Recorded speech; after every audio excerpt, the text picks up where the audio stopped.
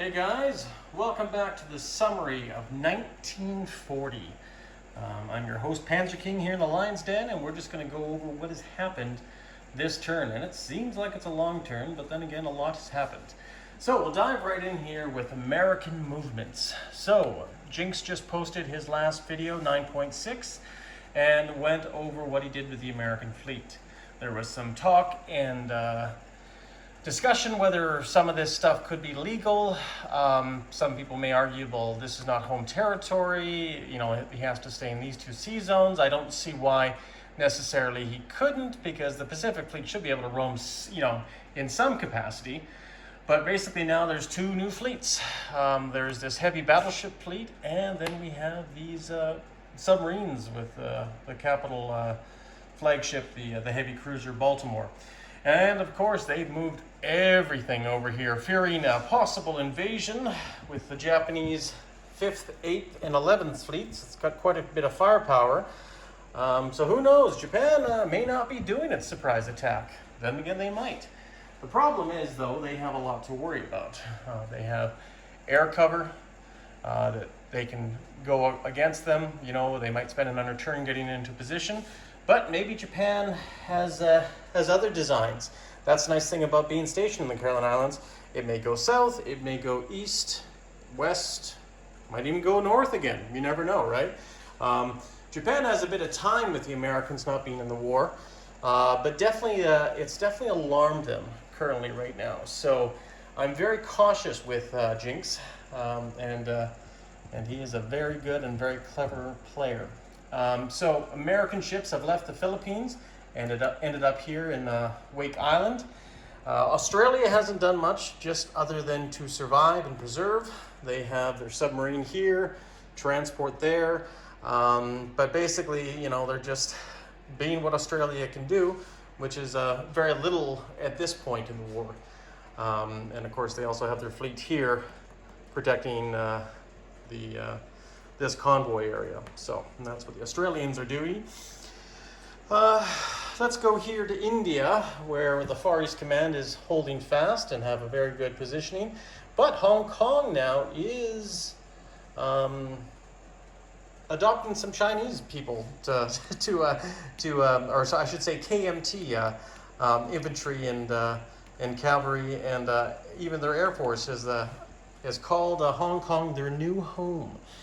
So they're bunking up with the FEC, and they have left Kwang Tung undefended. So that'll be an easy walk-in for the CCP, and they will take that, I'm sure, very, very single-handedly. And who knows, though, maybe they might have to declare war on the Far East Command if that's the plan, right?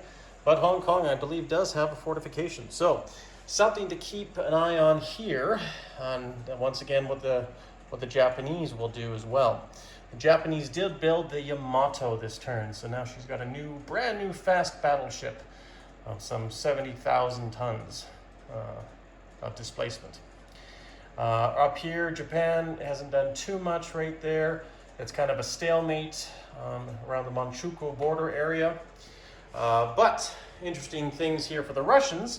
They have built, or starting to build, a major factory in Transcaucasia, which obviously is very good to have, especially if they want to move east into Turkey or head into Iran and maybe go after some territory that the British now hold, that formerly was German and formerly was independent countries. So that could be a very interesting state of affairs in the Middle East. So I'll have to keep an eye on that too as 41 rolls around. Down here, Germany has one remaining U-boat in the South Atlantic, and she's down here convoying, raiding her little heart out. But the rest of the submarines were sunk by British, Canadian forces up here in the Atlantic. And of course, the Americans have dispatched some of their subs to go into Sea Zone 22. The Italians have been doing what Italians do best, not much. And that's pretty true. Their navy is limited, but that's what the handicap $10 gives you, right? But I think Italy's going to start making some more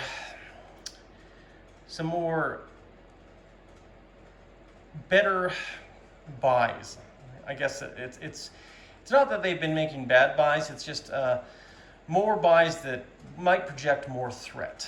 And I know I've been reading that in the comments for you guys, so that definitely helps, right? And I definitely see things in a different light when I hear it from you guys, so definitely keep them coming. So Bulgaria was annexed last turn. I asked our players if it was okay, because I did forget to do it, and that's the thing. You got so much on the go, you were meaning to, you just forgot about it, right? So they were fine with that, but now it opens up possibility to attacking Greece here in the south, but we also have to worry about the British too. The British might go on the offensive down here because they still have the powerful H and Z forces that can make a big dent anywhere on the coast. But we do have a shipyard, a minor shipyard right there.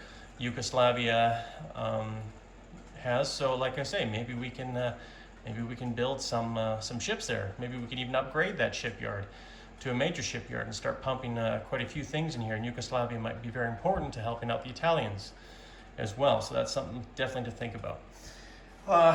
The Free French came and took northern Algeria from the Vichy, but the Vichy now have a plane down here in North Africa. So we'll see what they decide to do with that French aggression. And of course, they are not stopping down there. They're also down here as well in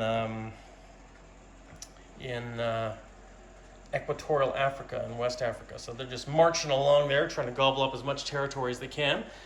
And Vichy's kind of powerless to do much about it unless they start building some more units. But that's just the nature of the game when it comes to the Vichy. And over here we'll just come up to the top here. Western Europe's getting a little busy. You can see from this image here, we have, and actually, you know what, I'll just zoom in here a little bit better so we can see. We have a very powerful RAF fighter forces here, and then we have air transports and strategic bombers, maybe heading to Norway if the Russians leave, maybe to project threat in Europe, forcing me to keep all those areas defended. So we'll see how that is.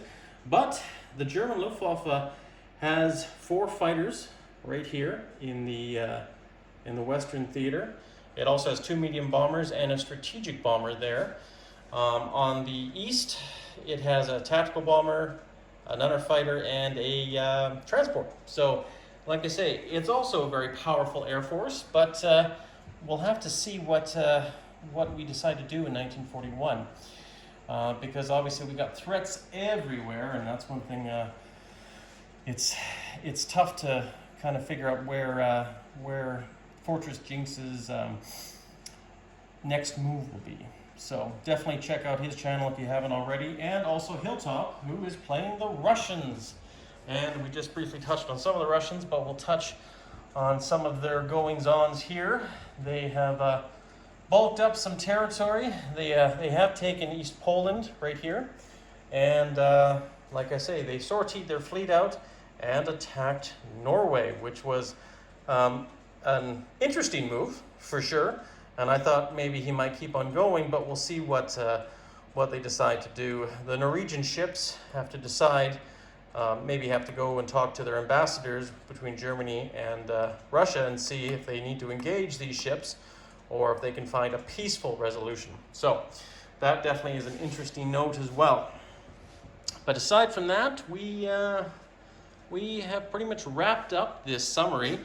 There's probably a few things I've missed, but I would say the war is not necessarily going great for the Axis. I mean, I know Sweden was aligned when the Russians attacked Norway.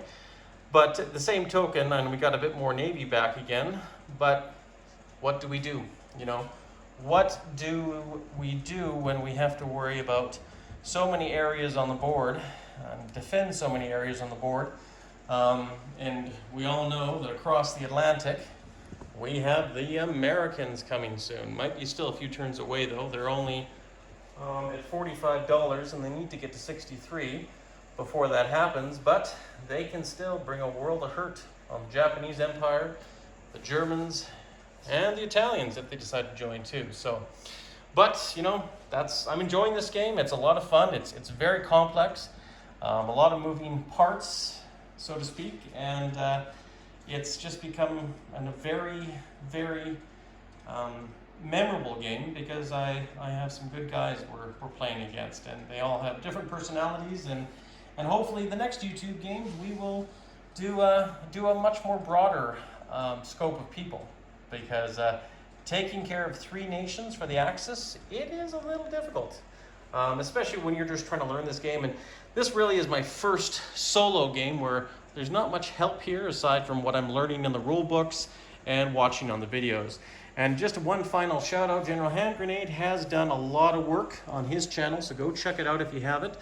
Recently posted a rule book video just going over how to, you know, read the rule book and go over all of its hard ways of understanding how to interpret the rule book, because sometimes people are saying, well, that's not in the rule book, but that is, but so why can't I do this? And yeah, honestly, it's great. Just go check it out. But other than that, guys, I'm gonna pass this off, and the next video you see from me will be Germany in 10.1, and we'll see what they decide to do. Maybe, just maybe, London is in their sights.